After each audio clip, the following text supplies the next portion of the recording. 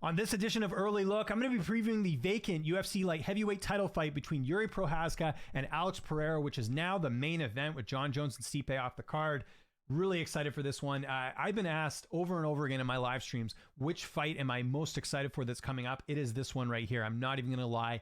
This is another fight that is so close on the odds, so close on paper, that it is just like so much fun to see how this fight's going to unfold. So really excited to dig into this one. And if you've never watched the show before, I'm going to go through a bunch of different stats, a bunch of different intangibles. I'll give you my pick at the end. Would love to discuss this with you in the comments, as long as you guys are reasonable. Don't call me an idiot. Come on. We're just having some fun here talking about fights. So let's get into it. And let's first start with a quick tail of the tape here. Jiri Prochazka, you can see, is 29-3-1. Alex Pereira 8-2, but a lot of kickboxing experience for Alex as well. 31 years old to 36, 6'3" to 6'4", 80-inch reach to 80. And a fun little storyline here. Jiri Prochazka's last win was Alex Pereira's mentor, Glover Teixeira. So can Alex get some revenge here, or Jiri Prochazka go 2-0 against Glover MMA Fitness? Glover Teixeira MMA and Fitness is what I'm trying to say here. Let's start first, though, with the former light heavyweight champion, Jiri Prochazka. Again, he didn't lose. He just had to vacate his title because of, obviously, his injury, which we'll get into. But yeah, let's start with Jiri Prochazka, the always energetic Czech fighter. And also, if you guys haven't seen it, I did an interview with Jiri ahead of this fight. It is on my UFC interviews playlist, so you can get some insight into his training camp. So like I mentioned, this is going to be a vacant light heavyweight title fight. It'll be 5 rounds. Jiri is currently ranked number 1 in the light heavyweight division. He is 31 years old. He's 6'3" with an 80-inch reach, so he's 4 years younger, and he has the same reach as Alex Pereira. He is the inaugural and former light heavyweight champion of Ryzen. He has got fight of the night 2 times against Dominic Reyes and Glover Teixeira. He's got performance of the night 2 times against Volkan Ozdemir and Dominic Reyes. I think the most incredible thing about Jiri is he's only got 3 fights, and he's already accomplished so much in the UFC. It's pretty insane to think about it. Jiri did not have an amateur debut, went straight to the pros in April of 2012, made his UFC debut in July of 2020. Like, it's crazy to think he's only had 3 fights, but he made his debut against Volkan Ozdemir in July of 2020. He's 3-0, like I mentioned. He's got 3 stoppage wins. His notable wins are all pretty notable. Volkan Ozdemir, ranked fighter. Dominic Reyes, former title challenger. And Glover Teixeira as well, who he finished in the 5th round in one of the best fights I've ever seen. I know some people didn't like it. I did. It was super entertaining. And then no losses, but he's had some notable losses outside the UFC. Muhammad Lawal, the former Bellator champ, and I think he was champ in Bellator, if I'm not mistaken, and lost to Abdul Karim Edlivov, and then Bojan Velikovic, who was actually in the UFC and also fought in PFL. So that was another loss he had, but those were years ago. Just had to mention that because outside of that, Jiri's not lost in the UFC. Now, Jiri has had a couple layoffs already in his career. Let's talk about those. So going from Volkan to Reyes, there was a 295-day layoff. And then going from Reyes to Glover, there was a 407-day layoff. You remember, you're supposed to fight Glover back in May of last year. Ended up moving it to June because I think there's some issues there. And then this one is going to be the longest layoff, probably the longest one he's had in his career. Going from Glover to Pereira, there's a 518-day layoff in between there. So he last fought in June of 2022, taking this fight in November of 2023. So huge layoff going into this fight. That is an area of concern in this. And we should mention, obviously, he was supposed to fight Glover in December of last year, but had the shoulder injury. It was so bad that Jiri had to vacate the title. Wasn't sure he's going to be back. I was surprised to see him fight this year because it seemed like he would be out longer than this, but that's one of the things I asked him in the interview. Was this the right amount of time off? According to him, it was. Everything went according to plan with the recovery, but shoulders are no joke. You definitely need your shoulder if you're going to punch in a fight. So yeah, let's look at Jiri's stats here. All very impressive. Again, just 3 UFC fights for data. 5.77 striking strikes landed per minute, 55% striking accuracy. Striking defense is 40%, so he does get hit a lot. His takedown accuracy is 100%, and his takedown defense is at 68%. So all good numbers on the takedown front. We'll see if... Don't think Pereira is going to go for a takedown here, believe it or not, because he is a kickboxer. So it's going to be, a striking fest, and that's what we're really excited for, and that's why I cannot wait for this fight. So that is pretty much everything you need to know about Jiri Prochazka. Again, not a long breakdown because we've only got 3 UFC fights to work with. But let's talk about his opponent, Alex Pereira, the former UFC middleweight champion and the former Glory champ as well. So you can see there, Alex Pereira is 8-2. He has, what does he have? He has 6 knockouts. No, hold on. Let me double check that here. Let's do the record here. In the UFC, he's only got 2 knockouts, sorry. And he's got 2 decisions as well. Sorry, 3 knockouts, 2 decisions. My math is not very good here. 3 knockouts, Michelinas, Strickland, and Adesanya. The Strickland one aging quite well, Strickland being the champ and Adesanya being the former champ. And he's number 3 ranked light heavyweight after beating Jan Blachowicz in his last fight. Like I mentioned, he's 6'4" with an 80-inch reach. He's got a 1-inch height advantage in this fight. Same reach though. He's got a black belt in kickboxing. He's a former Glory middleweight and light heavyweight champion. He trains at a Team Teixeira, and he's a former middleweight champion. He's got performance of the night 3 times against Andre Michelinas, Sean Strickland, and Israel Adesanya. Did not have an amateur debut, went straight to the pros in a fight that he ended up losing in his pro debut. That was, where did he hear? He lost by submission. That was against, where is it here? Where's his loss? His debut loss here. Let me find it. This guy, Antoni, don't know who that is, but he lost in Jungle Fight way back in 2015. Made his UFC debut in November of 2021 against Michelinas, like I mentioned there, a fight that he won via knockout in the second round. He is 5-0 in the UFC. He's got 3 stoppage victories.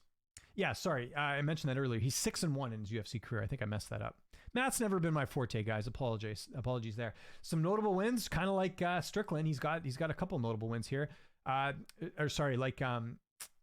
Jiri Prochazka. So he's got the notable wins that he has mainly are just Sean Strickland, Adesanya, and Jan Blachowicz. His only notable loss is Israel Adesanya. His kickboxing records was 33-7. He's got 21 knockouts in kickboxing. Pereira hasn't had any major layoffs because, again, he's only got a couple of UFC fights there, and he's only had 1 close fight, and that was his last one against Jan Blachowicz, which was back in July. Went back and looked at the media scorecards for that one. 22 media members scored the fight for Alex Pereira. 4 scored it for Jan Blachowicz. Actually surprised by that. I thought Pereira clearly won that, but there you go. And then looking at the stats here, if you look at Alex Pereira's stats, again, very impressive. 5.11 strikes landed per minute, 62% striking accuracy, 51% striking defense. His takedown defense is at 70%, and his takedown accuracy is at takedown average is at 22.22 in this fight. So again, not a lot of data to work with, but in the fights he has done, he has looked quite great. Let's look at the odds right now. They do have Alex Pereira as the favorite at about -150 around there. The comeback on Jiri is plus money. Kind of like the fight I was talking about before between Tom Aspinall and Sergey Pavlovich. I think this fight is also close. The only benefit here is we're getting a full camp with both these guys, so that should be pretty interesting. These guys have had plenty of time to prepare, so no excuses on either end, but it is Jiri coming in with a long layoff. This is so tough to pick, guys. I was really impressed with Alex Pereira coming up to 205. I thought that was a very good win over Jan Blachowicz. And Jiri, obviously, his last fight against Glover, a bit of trouble in that one, but he did pull out the 5th round submission in that one. I think if it had gone to the scorecards, I think Glover Teixeira might have ended up edging out that fight. Now, I'll tell you my pick, no more suspense here. And again, this is a guy that I said I would not pick against under most circumstances, and I won't here. And I'm going Jiri Prochazka in this fight. Now, he's the underdog here, and I understand why. There's a lot of reasons not to like Jiri in this one. Coming off a major injury, that's a little bit concerning. He's coming off a major layoff. That's another concern here. There's not a ton of data to work with here with Jiri. He's only got 3 fights. And, one of them is against a guy that retired in Glover Teixeira. The other one's against Volkan Ozdemir, who hasn't really done that much since losing to Jiri. And the other one is against Dominic Reyes, who, is also on a pretty bad losing streak. So as far as level of opposition, I think you could argue Pereira's actually got Jiri beat here, right? So there's a lot of reasons not to like him. But here's what it boils down to for me. And I'm going to keep this as simple as possible. Jiri's more well-rounded. We know he's got a ground game. We know he's got awesome stand-up. He's also very unorthodox. He does things in the cage we don't see a lot of other people do, like the spinning elbow he did on Dominic Reyes. He's also extremely tough to finish. The last stoppage loss for Jiri was way back in 2015. Now, Pereira's one of those guys that can knock anyone out, but he wasn't able to knock out Jan Blachowicz. Now, granted, that was a 3-round fight, but I think a lot of Pereira fans thought that he would knock out Jan Blachowicz. To me, that's very telling. I don't know if his power is as good at 205 as it is at 185. Those guys are a little bit lighter. They're cutting more weight. It's going to be tough to finish him, right? And like I mentioned, Jiri hasn't been finished since 2015.